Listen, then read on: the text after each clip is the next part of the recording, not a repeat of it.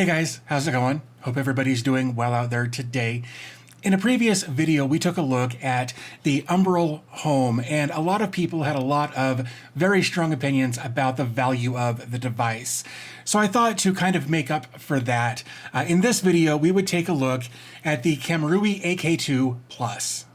Now, just for some transparency, the folks over at Kamrui did reach out. They did send me this. However, they did not send me any money, and they will not see this video anytime before you guys do. So they have no say over what this video contains or the points that I make in this video. They've got no say over any of that. I just wanted some complete transparency here. So with all of that said, let's jump over to the top-down camera that I've got over here, and let's take a look at the Kamrui AK2 Plus. Okay, so this is the box, obviously, for the Kamrui Mini PC. If we take a look over here on the side, maybe we can see that it just says, hey, this is the Kamrui AK2 Plus, like we mentioned. And then on the back, it gives us some more information and kind of just some general specs about the device. That's really all there is on the box. Something that I want to kind of be more transparent with you guys about is that I'm currently working with two different mini PC brands. The first one being Kamrui, which we're taking a look at in this video. The other is Ace Magic. We've actually taken a look at other Ace Magic mini PCs in the past, and they're great. But what I want to call attention to here is these are obviously put together at the same manufacturing place with just a different top plate being put on these. I mean, these are obviously different devices, but if we take these out of the boxes here, you know, we can. Let's just do this real quick. We can see that, you know, they've got all of the same stickers in the same places. The boxes are identical other than the specs listed within, and ever so slight different dimensions. But if you're ever not sure, should I go Ace Magic or Kamrui, or I'm sure there are others, just know that they're all basically the exact same PC, just with a different manufacturing brand on the top of them. Okay, so at this point we've obviously taken this out of the box, and we'll take a quick look at this in a moment. But let's see what else comes in the box. Basically, we're gonna pop this open. This is the little bag that the mini PC came in. I just didn't leave it in there because it doesn't look good. But let's see, we get an HDMI cable here so that we can do that, which again is a big plus over some other devices we've looked at recently. And then we also get a 30-watt max. If I can figure this out, we get a 30-watt max barrel jack adapter. I would have liked to have seen that in you know, like in a USB-C, and I hope that future generations of these mini PCs will switch from barrel jack to USB-C, but it is what it is for the time being. But just know that you will get a 30-watt max barrel jack adapter for power. And then we get a couple of other things here, and I'll get this box out of the way. Little quick start guide if you ever want to look through that. And then we also get this cool little adapter here that will allow you to basically mount this on a VESA mount, so it can be tucked behind your monitor, and it's just kind of out of the way off your desk, that sort of thing. Of course, the problem with that is, and we'll actually get into this now, if you were to do that, you wouldn't have good access to like your USB ports or any of this kind of stuff that you might, that you might want access to. So with that said, let's take a look on the front. Not really much. Let's zoom in a little bit here anyway. There we go. Okay, so on the front, we just get a little LED indicator letting us know its current power state, whether it's on or asleep or whatever. Over on, I guess, what would be the right side, if you're looking at the front of it, there's nothing there. Over here on the left side, we get two USB 3s, a USB 2, and a power button. I'm not a big fan of them putting these USB-C or these USB ports on the side and the power button on the side, especially when 90 degrees from that is where all of your other I/O resides. I would have liked to have seen a USB 3 on the front as well as the power button, and then also I would have also liked to have seen the other USB-C get moved to the back here. And while we're talking about USB-Cs that aren't on here, we don't have any kind of USB-C port anywhere on this. So that's just something to be aware of. But on the back, we get a little Kensington lock. We get our headphone microphone. Next to that, we get our headphone microphone combo jack. We get a 1 gig LAN port, 2 HDMI 2 ports. I believe they're HDMI 2 anyway. Another USB-C 2, our barrel jack adapter, or plug receptacle, whatever you want to call it.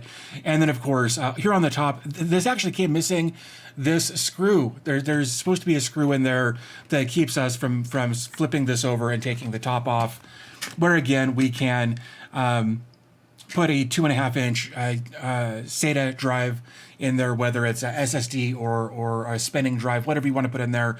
You can put a 2.5-inch drive in here pretty easily. So a couple of other things that I want to touch on. We're only going to really look at one of them though, but we'll talk about the other. Okay, so under this 2.5-inch drive sled here, if we pick this up or take all these screws out, which luckily they're not very big, so they come out really quickly. If we lift this up underneath, right in there, you can see we get a single stick of DDR4 SODIMM RAM.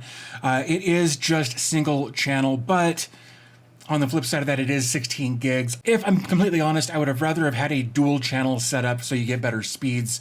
So maybe 2 8 gig sticks to come in at versus one 16 gig stick, just so you get the actual faster speeds. But it is what it is, again, with this. If you wanted to continue to tear this down, you take this out.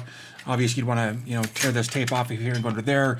There's your RAM, few screws. This whole thing lifts out. And inside there is a 500 gig NVMe SSD drive for your main operating system and storage and that sort of thing. However, it is kind of buried in there, and I don't really want to get into tearing this whole thing apart. You're just going to have to trust that there is a 500 gig NVMe SSD in there. So let's go ahead and get this thing turned on. I know I haven't really talked about specs other than RAM and storage at this point.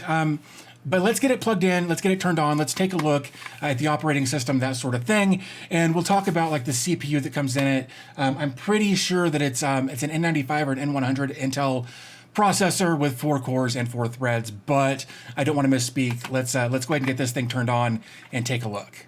Okay, so at this point we have everything plugged in. I'm going to reach over here. I'm going to press the power button. We've got a blue indicator light here. Hopefully here real quick, we should be able to see we're getting something there. Let's go ahead and see if I can delete or F10 into the BIOS maybe not. Let's I may. This is one of those things that happens just every once in a while. I'm gonna go ahead and deactivate and reactivate. Yeah, that's what I thought. So anyway, first boot up, we weren't able to get into the BIOS, which I guess is fine for right now. We'll go ahead and give that another try here in a bit. But right now I just want to get into the operating system so we can kind of take a look around, maybe run some tests, and then talk about the price of this device as well as what I think this might be a good use case for. Okay, so there is our Windows icon there. We're gonna go ahead. Oh, let's see. So we do want United States. That's fine. Of course, I need to move my, oops, wrong one. Need to move my big dumb head. Let's put me over there for just right now, and come back over to here. We're gonna come over. Oh no, really? Oh, there I am. All right. So English, United States. Absolutely, that is correct. Let's see what our next step is. I actually haven't set up a lot of Windows 11 stuff yet. Like I've used it. But it's what came with this is Windows 11. I actually think it's Windows 11 Pro. I'm pretty sure it's Windows 11 Pro. Yep, that is also correct. No, I don't want to add another keyboard layout. Okay, so it's going to check for updates. If this doesn't go real quick, we'll come back once the updates are done. But that's where we are right now, is making sure that we have the latest, as it says there. A few moments later. All right, so now we want to read the license agreement, and yeah, I'm just going to go ahead and accept it because I don't care. You should probably read that if you're going to keep this as a desktop PC. Chances are I won't though. So, put in my name, like so. Good enough. I'm not going to put a password on it right now. Again, we're just demonstrating here. I don't want to have to log in every time, put in a username and password, that sort of stuff. So we're going to skip the password, and we're just going to kind of see what happens here. It says hi. Of course, that's the pretty standard thing, getting things ready for you. And now it's doing more setup. So again, this, like it says, may take a few minutes. We'll go ahead and kind of cut through this and come back once the few minutes is up. A few moments later. Okay, so we are back. Let me move my big dumb head again, because that seems to be a running theme here. I think if I do this, we'll go that way. There we go. Yeah, let's do that. There we go. Cool. All right, so it wants to install Logitech. That's because I'm using a Logitech mouse keyboard combo thing. I've got a couple of these laying around. Love them for this exact thing. However, we're going to skip that for right now. Oops, got too many mice on my spot there. So we're going to click that. And here we are. This is, of course, Windows 11, as you would expect it to be. Let's come into here. Properties. That's what I want. All right, processor, it is an N100, which I dig. Very, very low power. I think like 15 watt TDP. Windows 11 Pro version 22H2 installed on today. So that's cool with the Windows Feature Experience Pack, that long number there. And I think we are good to go on all of that. The other thing that, of course, we want to do is take a look over here.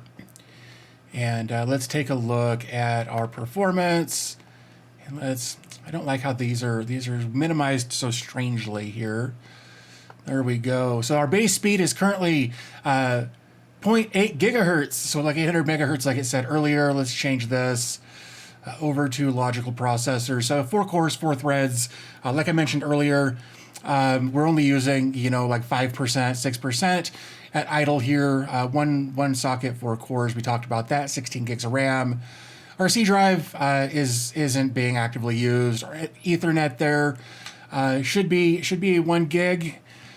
And then of course it's got the Intel UHD graphics, which I do appreciate. Let's go over here. Yeah. So, hey guys, me from the future. While I was editing, I realized there was this whole segment that I shot and didn't like, and I was going to come back and reshoot. So let's do that together now.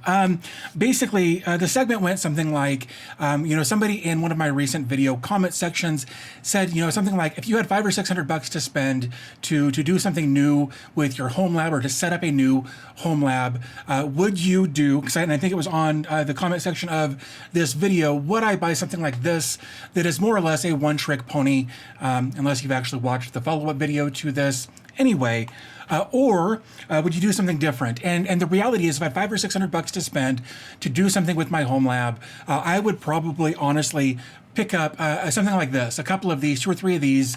I would then throw, I'd actually leave the NVMe drives in there just as they are. They're 500 gigs. They're great for a boot drive. But then I would probably pick up like a 1 or a 2 terabyte SSD to throw in each one of them, and then set up like a Proxmox high availability cluster or something along those lines. Just because they're low power, they're quiet, they do things really well, and they've got all of the processing and storage capacity that you would need for getting into home labbing and that sort of thing. So with that said, let's go back over to the desktop portion of taking a look at this Kamrui AK2 Plus and take a look at some of its test scores. Okay, so let's take a look at CPU-Z here so that we can kind of get a better idea of what we're dealing with. Like I said, we've got an Intel N100. It's Alder Lake. It's 10 nanometers. I was wrong. It is a 6 watt max TDP on that. So not much power at all. That 30 watts is mostly going to be, I think. So you've got another, 8 to 10 for your 2.5-inch drive, those sorts of things. So you're going to have a little bit of overhead left over with the power supply that comes with it, because again, this is a 6 watt TDP chip. And 10 nanometer, I think we covered that. We can kind of see what's going on there. The main board, I find this interesting. The manufacturer and the model are both default string. So, there's that. Let's see what else. The BIOS date was January 9th of this year with American Megatrends International. That was the AMI screen we saw at the beginning. I'm sure you're familiar with that. The memory here is DDR4, 16 gigabytes. We can kind of get an idea of what's going on here with the cache latency. It keeps bouncing between 16 and 18. The SPD tab here, again, more information about that and the cache latency on the memory. Graphics we've talked about as far as being Intel UHD graphics. And then let's take a look here at the bench. Let's see, how do we, I've never actually, let's bench the CPU. Let's go ahead and click that and just see what it says this looks like it's going to do the multi-thread first here. And then is single thread. And then let's click validate. I've actually never used this stress test, so let's click validate. We're gonna go ahead and save the validation file, just cause. And then, oh, sure, why not? Let's click submit and see what happens. All right, here we go. So this is the overall stats that it gave us from submitting that. Let's see here. Okay. So this is right here. Here we are for our position for multi-thread only compared to an i5. It kind of tests right in that general range. Of course, that i5 3350, those are considerably older, but they are a much higher TDP on those. We're getting a more efficient chip, even if those specs are a little bit lower on this one. So I think, just for the giggles of it, let's actually do this. Okay, so it is performing a render test. It's preparing the project. We are doing the multi-core setup on this. And I guess we will just see how high or how low the numbers are on this. Oh, we're gonna click that. Well, it's been at it for 10 seconds now, and we're not seeing anything. So I guess we'll speed ramp this, and I'll see you when this is done. So just a quick note while that test is running, I've got the Kamrui AK2 sitting over here next to me. And I've also got, of course, that's the one we're testing right now. I've also got my Minis Forum PC over here that I'm doing all of my recording on, that sort of thing. And I can hear the Minis Forum PC far, far more than I can the Kamrui. It is very, very quiet.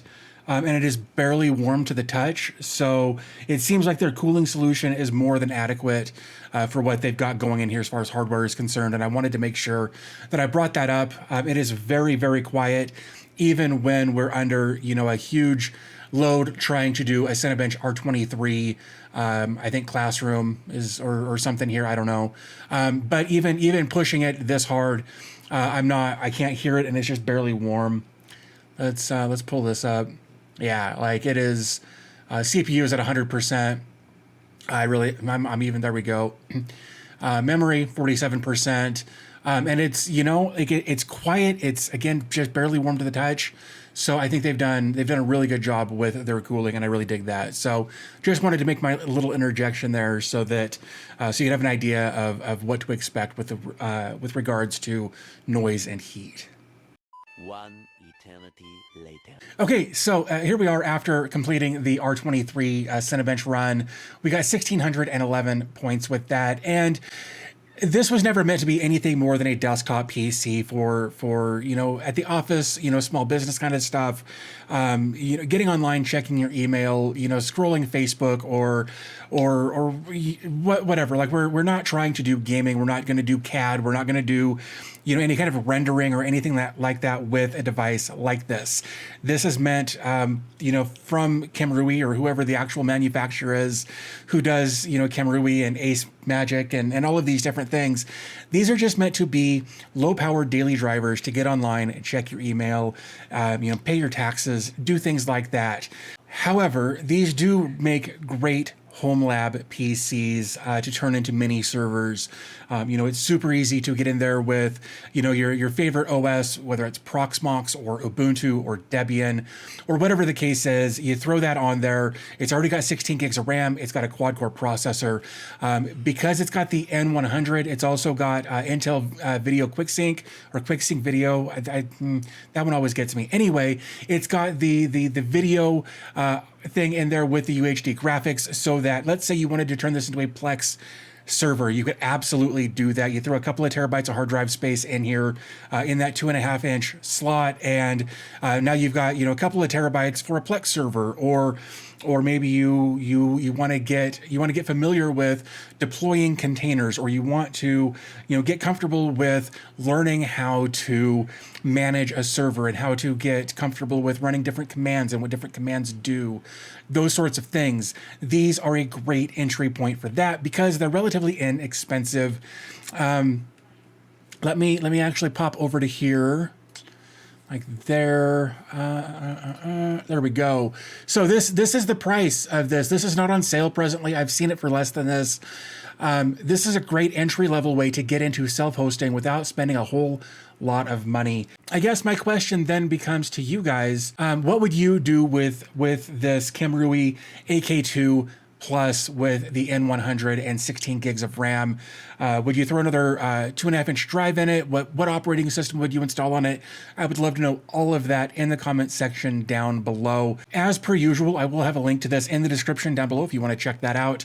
Pick one of these up for yourself. Again, this was provided to me, but again, they won't see the video before you do, and no money exchanged hands. This is just, they wanted me to show you this and kind of walk you through what it's intended for, which of course is desktop usage for home and small business and that sort of thing, and it will do a great job at that. However, if you're watching this channel, you're probably going to want to use this for Homelab equipment, and for less than $200 with the N100 processor and 16 gigs of RAM and 500 gigs of hard drive space, and all of the different ports on it for display and for Ethernet and, of course, Ethernet. But USB, it's got all of these different ports that other devices we've looked at recently didn't have for a fraction of the price. So let me know again in the comment section what your thoughts are on this. And I think I'm going to wrap this up. I do want to thank you guys for spending a few minutes of your day with me today, and I'll talk to you in the next video.